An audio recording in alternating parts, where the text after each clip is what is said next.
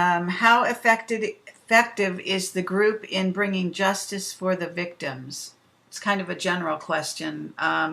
It hasn't happened yet. Am I right? Yeah. So you Well, can't really let me put answer. it this way. They're dedicated to being effective. They've set up the authorities of the court refusing to have their hands tied, insisting on using the full weight of law and the full provisions of the UN Convention on Independence of the Judiciary. Let me put it this way. This court is weaponized. Weaponized.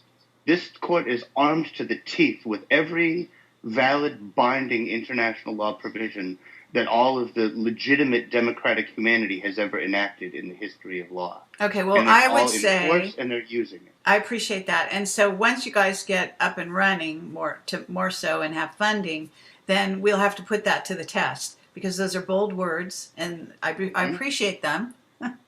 But obviously we have to see what happens. So Yeah, okay, let me quickly tell you the short part two to that, all which right. goes to the hesitation in your follow-up.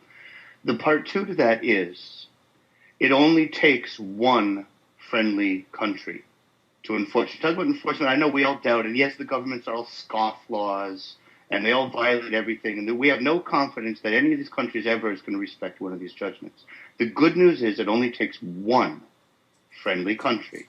Now think about this. Say, you've been persecuted as a dissident or something, and the court, says that, they shouldn't have bombed your house and whatever, right?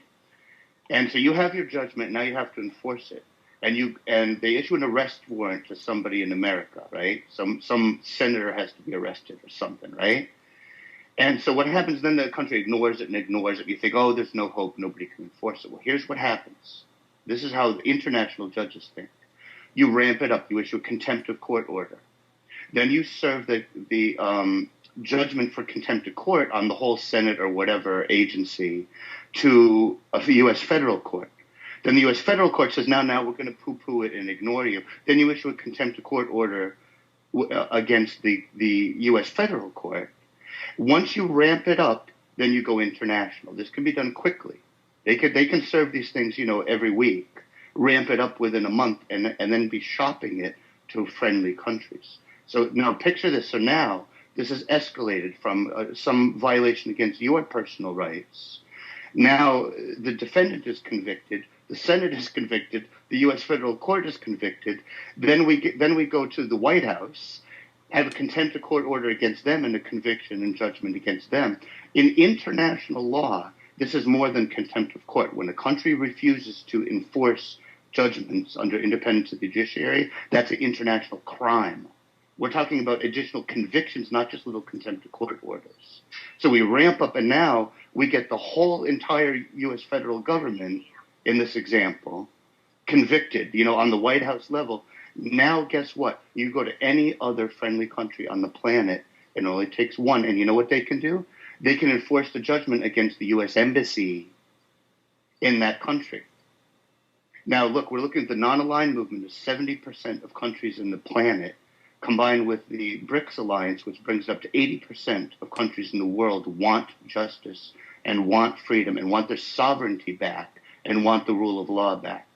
Do you think maybe one of this 80% of countries in the world might say, yeah, we'll have our Ministry of Justice seize all assets of the U.S. Embassy? Hell yes, they will.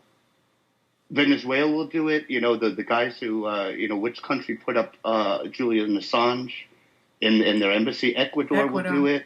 Mm-hmm. Russia will do it. There's a lot of countries friendly to this. It only takes one. Okay. And then when the first one does it, then the other ones will follow suit. And then we can shut down every single embassy and seize all of the money in their account as punitive damages.